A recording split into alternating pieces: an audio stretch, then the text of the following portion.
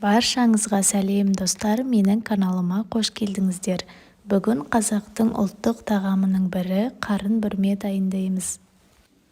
Өте дәмді, ерекше болып шығады, міндетті түрде жасап көріңіз. Видеоны толығымен көріп, маған лайк басып тіркелуді ұмытпаңыз. Барлық қажетті заттарды астына жазып қалдырамын. Ең алдымен етімізді, картоп, сәбіз жуамызды дайындап аламыз. Етімізді үлкендеу етіп видеодағыдай турап аламыз. Менде сиыр еті, қалауыңызша әртүрлі еттен салуға болады. Картопымызды ірілеу етіп турап дайындап аламыз. Дайын болған соң етіміздің үстіне саламыз. Ары қарай ащы бұрышымызды тураймыз. Менде 3 данасы және сәбізімізді турап саламыз. Үстіне жуамызды саламыз. Және де сарымсағымызды турап уақтап саламыз. Дәміне қарай тұз бұрышымызды саламыз. Түрлі дәмдеуіштер қосуларыңызға болады. Және жапырағымызды, паприкамызды саламыз. Сұйық майымызды құямыз. Жақсылап тұрып араластырамыз.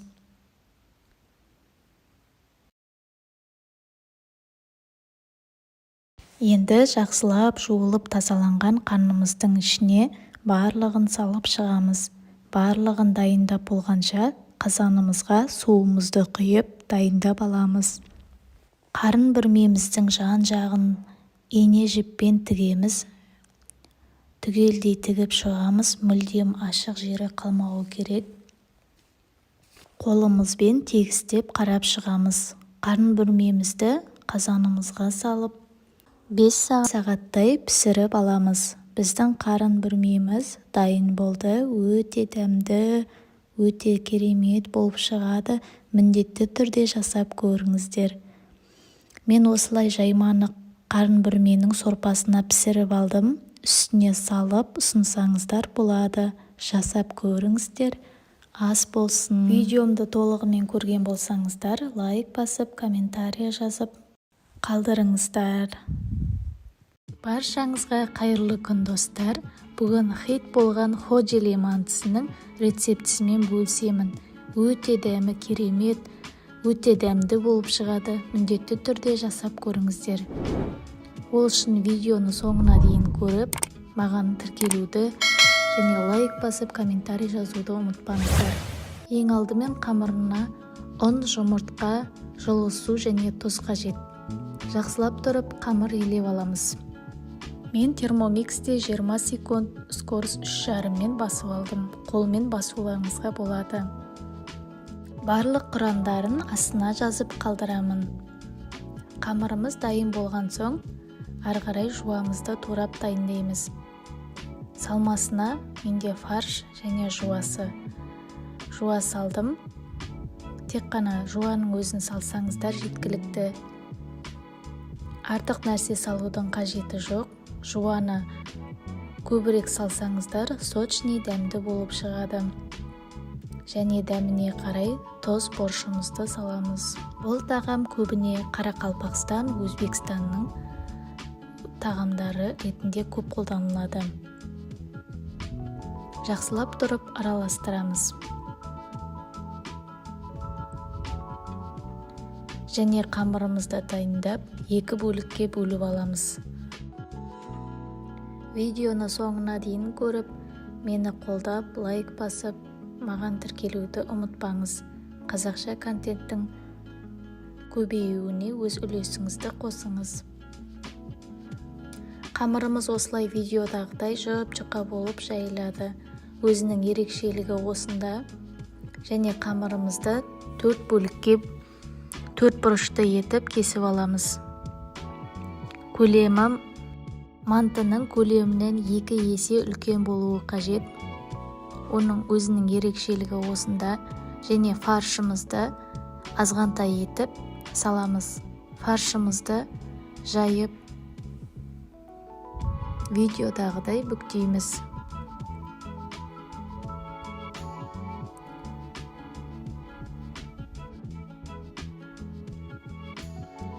Және мантоварка кассетімізді майлап, әрқайсысының үстін майлап шығамыз.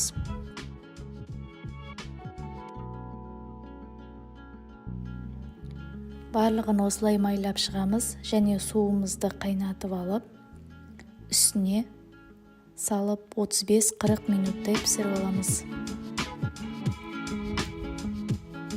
Біздің ходжелиіміз дайын болғанша, біз соус дайындайтын боламыз. Үстіне сұйық майымызды құйып, және кішкене паприкамызды саламыз.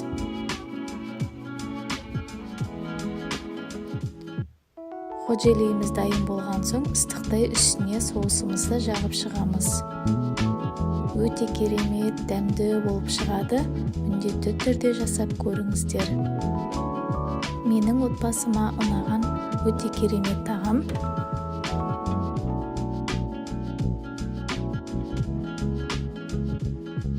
Міндетті түрде жасап көріңіздер. Ас болсын.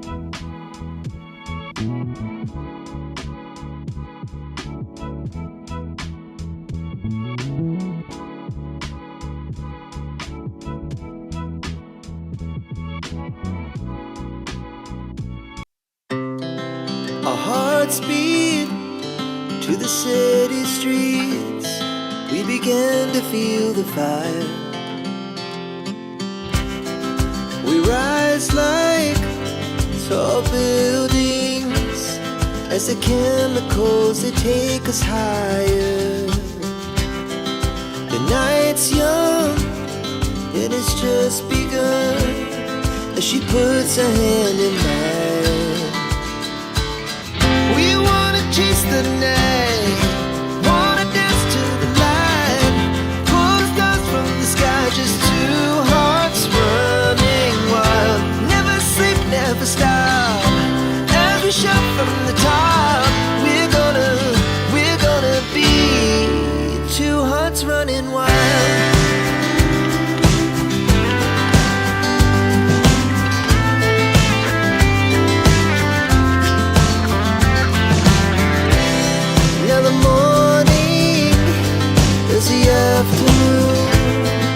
We lay awake in bed. The laugh so loud as the hours pass. We're gonna do it all again. We wanna chase the night, wanna dance to the light, pull the stars from the sky, just two hearts running wild. Never sleep, never stop, shout from the top. We're gonna be. We're gonna be two hearts running wild.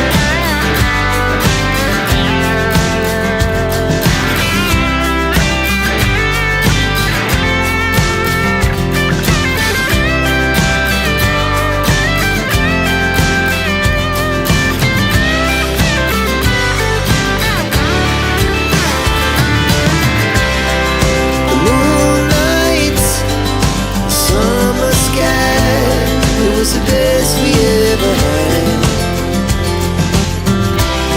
and we'll stay on forever. We'll never have regrets. We wanna chase the night, wanna dance to the light, pull the stars from the sky, just two hearts running wild. Never sleep, never stop, as we shout from the top.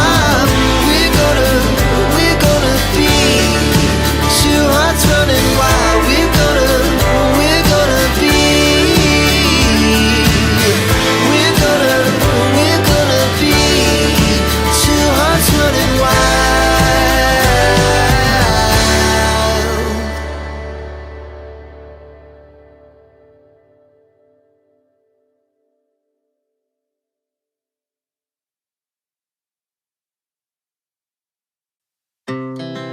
Our hearts beat to the city streets. We began to feel the fire. We rise like tall buildings as the chemicals, they take us higher. night's young, and it's just begun.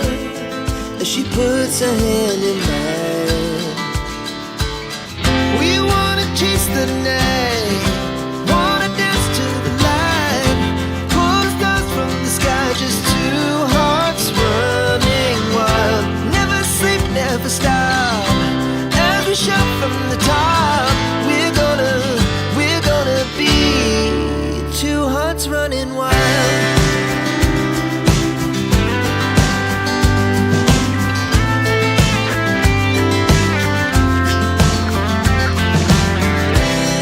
Now the morning is the afternoon. We lay awake in bed. The glass so loud. Баршаңызға қайырлы күн достар, менің каналыма қош келдіңіз. Бүгін осындай өте керемет тағамдардың бірі түскі асқа дайындаған штрудель тағамын дайындаймыз. Ол үшін ұсақтап туралған етімізді салып, қызып тұрған майымызға салып қуырып аламыз. Үстіне ұсақтап туралған жуғанымызды салып, қызартып қуырып аламыз. Менде сиыр еді, қалауыңызша әртүрлі еттен салуыңызға болады. Дәміне қарай тұз боршымызды қосып, астын баяу отта қуырып аламыз. 5 минуттан кейін үстіне ыстық суымызды құйып, 1 сағаттың көлемінде пісіріп аламыз. Етіміз дайын болғаннан кейін үстіне сәбізімізді үлкендеу етіп турап саламыз. Және картоплымызды үлкендеу етіп саламыз. Қақпағын жауып 10 минуттың көлемінде пісіріп аламыз. Картоплымыз бен сәбізіміз езіліп кетпеуі қажет, өйткені біздің штруделіміз жабысып қалуы мүмкін. Сондықтан тек 10 минуттай пісіріп аламыз. Соның өзі жеткілікті. Оған дейін біз қамырымызды дайындаймыз. Ол үшін бізге керегі ұн, жылы су, тұз және сұйық май. Жақсылап тұрып араластырып қамыр илеп аламыз. Иі қанғанша қамырымызды илейміз.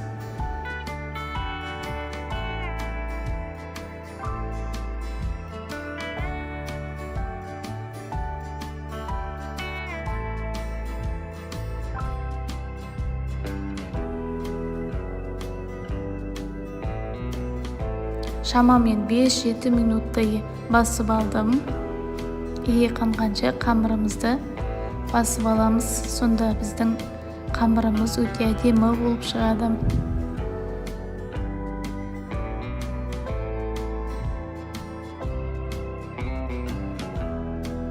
Қамырымызды басып болғаннан кейін 5 минутқа тындырып қоямыз.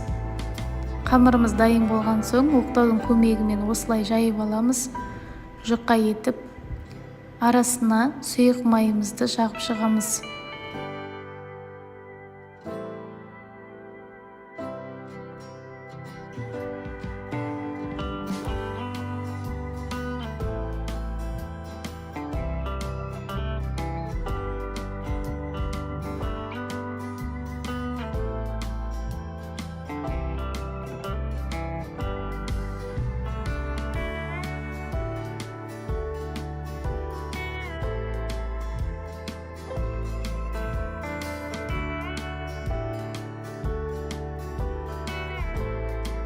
Сұйық майымызды жағып болғаннан кейін осылай сарымсақты терканың көмегімен өткізуге болады, немесе осындай сарымсақ қысқыштың көмегімен сарымсағымызды қысып шығамыз. Әр жеріне бір салып шығамыз. Міндетті түрде салыңыздар, себебі біздің штруделіміздің дәмі осымен өте керемет болып шығады. Барлығын жағып болғаннан кейін арасына укропымызды ұсақтап турап осылай салып шығамыз. Міндетті түрде осылай салып шығыңыздар, өте дәмді болады. Міндетті түрде жасап көріңіздер. Одан кейін рулет тәрізді осылай бүктейміз. Пышақтың көмегімен видеодағыдай кесіп шығамыз. Біздің сәбізіміз бен картоплымыз дайын болғаннан кейін үстіне барлығын салып шығамыз. Астын қаттырақ ашамыз.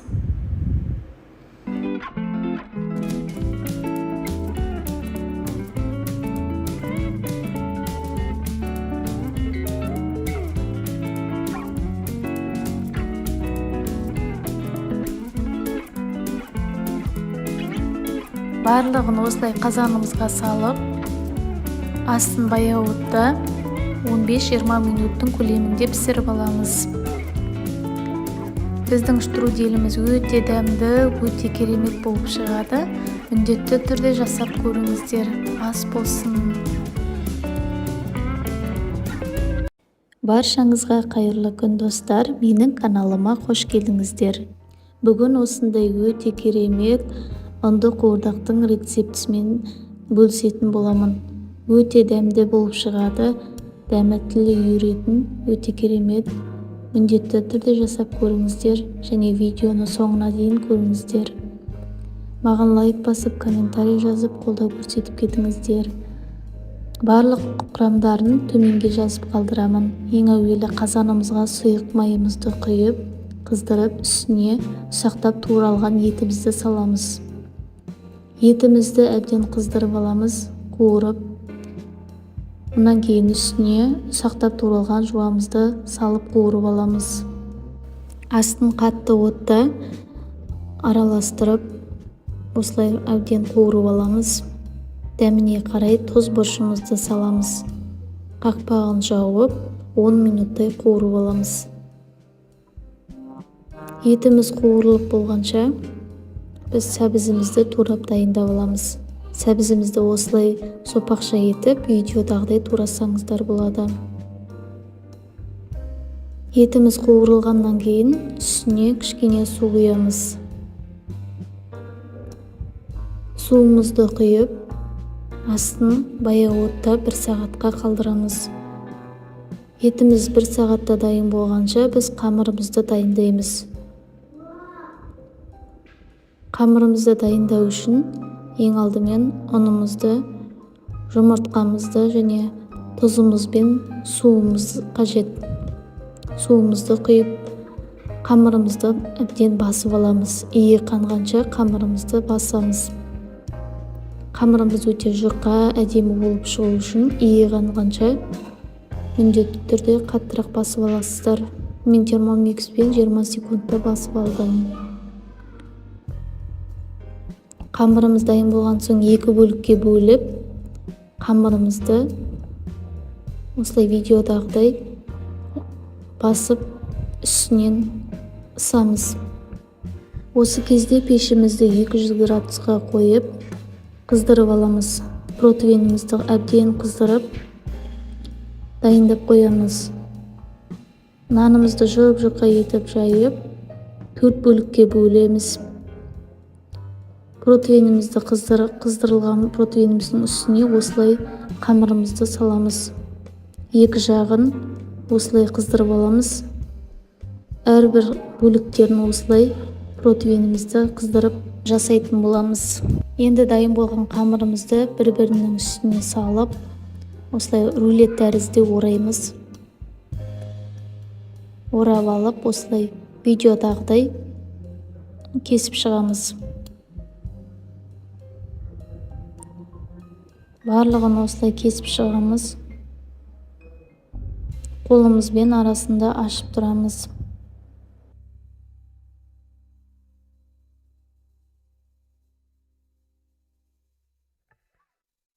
Етіміз піскеннен кейін қазанымызды ашып, үстіне туралған сәбізімізді саламыз. 5 минуттай пісіріп аламыз. Өте қатты езбей жібермеңіздер. Әйтпесе наныңыз жабысып қалуы мүмкін. Суы аз болса, кішкене суымызды құямыз.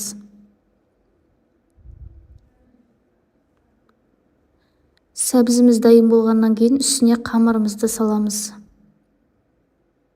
Барлығын осылай салып, астын баяу отта қоямыз. Кішкене үстіне суы аз болса, су құясыздар.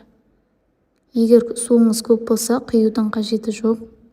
Шанышқының көмегімен осылай араластырып аламыз. Қақпағын жауып, баяу отта 15-20 минуттай пісіріп аламыз. Піскеннен кейін тағы да шанышқының көмегімен арасын ашып жібереміз.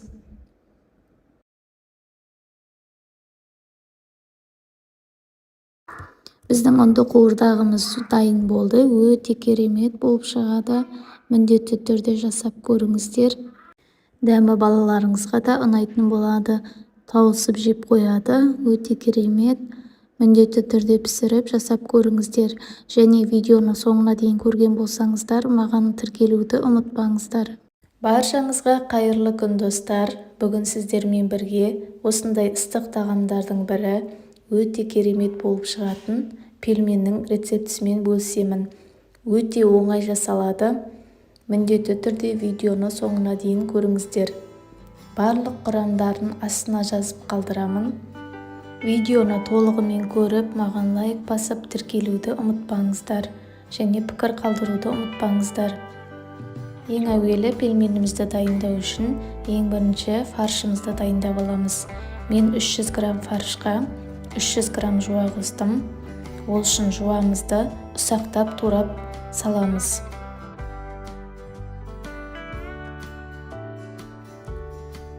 Дәміне қарай тұз, бұршымызды қосамыз.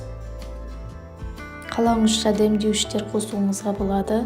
Және кішкене сұйық май қосамыз.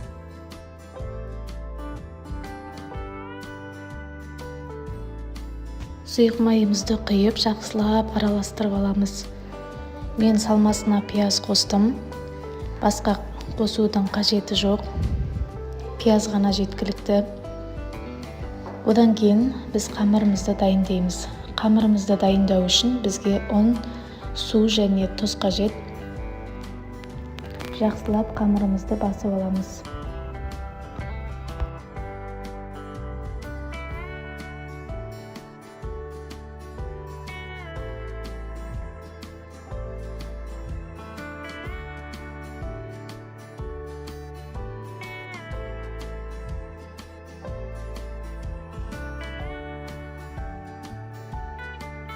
Қамырымыз жылтыр, әдемі болып шығу үшін, жыртылмас үшін жақсылап тұрып басып аламыз. Шамамен 5-7 минуттай. Енді қамырымызды 4 бөлікке бөліп аламыз. 4 бөлікке бөліп, дөңгелектеп, жеке-жеке дөңгелектеп ысып шығамыз.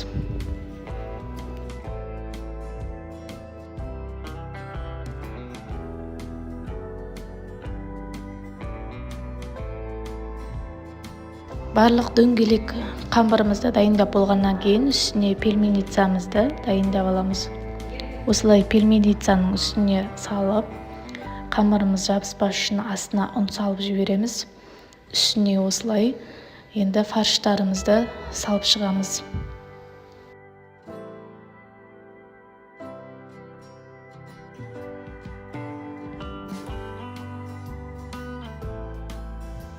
Адам санына қарай сіздер көбірек жасауларыңызға болады. Мен де шамамен 2 касет жасадым. Осылай үстіне қамырымызды жауып, жаймамызды жауып, үстіне ысып шығамыз оқтаумен. Қаттырақ ысып шығамыз. Сонда оңай алынатын болады.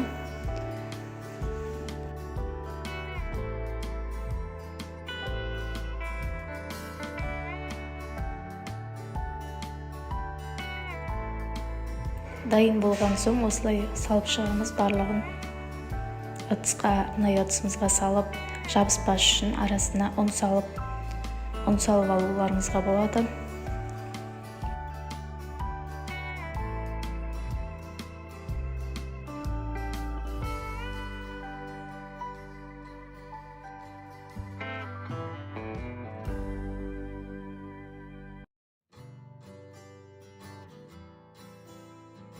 Енді пельменіміз дайын болғаннан кейін біз қазанымызды отта қыздырып, ішіне малдың 3 майын саламыз. Малдың 3 майын салсаңыз өте дәмді болып шығады. Міндетті түрде салып көріңіздер. 3 майды осылай шыжғырып аламыз. Үстінен кішкене сұйық майымызды құйып, бір жуамызды салып шығамыз. Бір жуамызды түгелдей салып қуырамыз. Жуаны ұзағырақ қуырсаңыздар дәмді болады.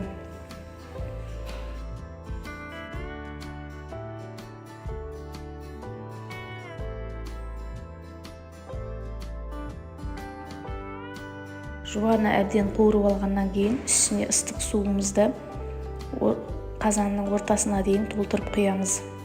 дәміне қарай тоз бұрышымызды саламыз.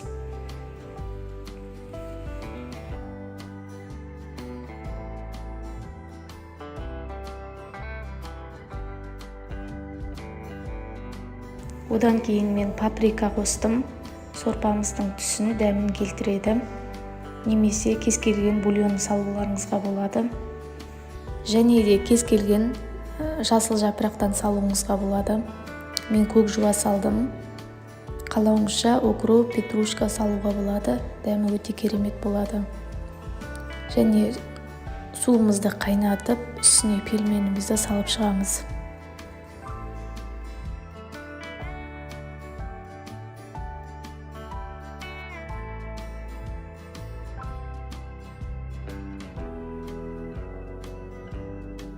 Пельменімізді әр салған сайын арасын былғап отырамыз.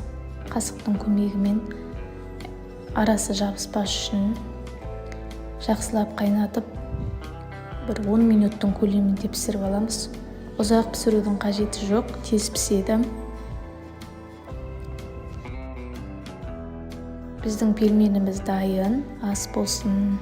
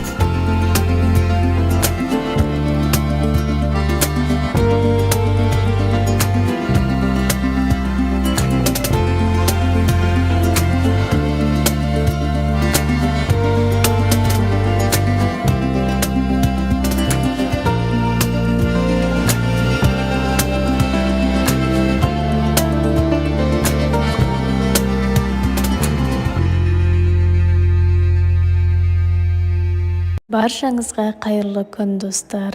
Бүгін сіздермен бірге қазақтың өте керемет тағамдарының бірі сірне дайындайтын боламыз.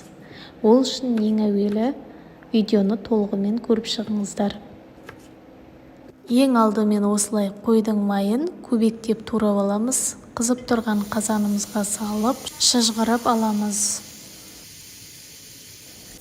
Одан кейін үстіне етімізді саламыз. Менде сиыр еті, қалауыңызша әртүрлі еттен салуға болады. Үстіне сүйек араластырып салған жақсы, дәмі керемет болады. Үстіне ұсақталған жуамызды турап саламыз. Және дәміне қарай тұз бұрышымызды саламыз. Егер етіңіз тұздалған болса, абайлап саласыз. Үстіне лавр жапырағын саламыз. Жақсылап араластырып, қазанымыздың қақпағын жауып, астын баяу отта 1 сағаттай пісіріп аламыз. Етіміз піскенше біз салмасын дайындаймыз. Ол үшін сәбізімізді және картопымызды ірілеу етіп тураймыз. Себебі езіліп кетпеуі керек. Көбірек піскен кезде үстіне ары қарай қырыққабатымызды үлкендеу етіп турап шығамыз. Міндетті түрде қырыққабат, баклажан, перец салыңыздар. Дәмі өте керемет болады, езіліп піседі. Бұлардың барлығын үлкендеу етіп тураймыз. Және сарымсақ қосамыз.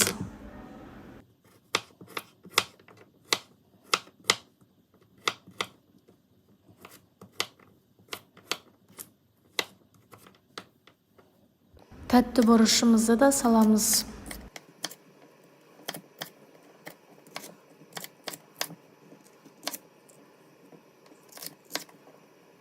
Және ең бетіне қызанағымызды саламыз турап. Оны үлкендеу етіп, осылай турап аламыз. Етіміз піскеннен кейін барлығын саламыз үстіне. Рет-ретімен ең бірінші астына көп пісетін қырыққабатпен картопымызды және сәбізімізді бірінші саламыз. Үстіне көп пісетін қырыққабатымызды және картопымызды саламыз. Сәбізімізді кезек-кезек үстіне салып отырып пісіреміз. Дәміне қарай тұзымызды қосамыз. Қақпағын жауып, 1 сағаттың көлемінде пісіріп аламыз. Қалауыңызша паприка салуыңызға болады.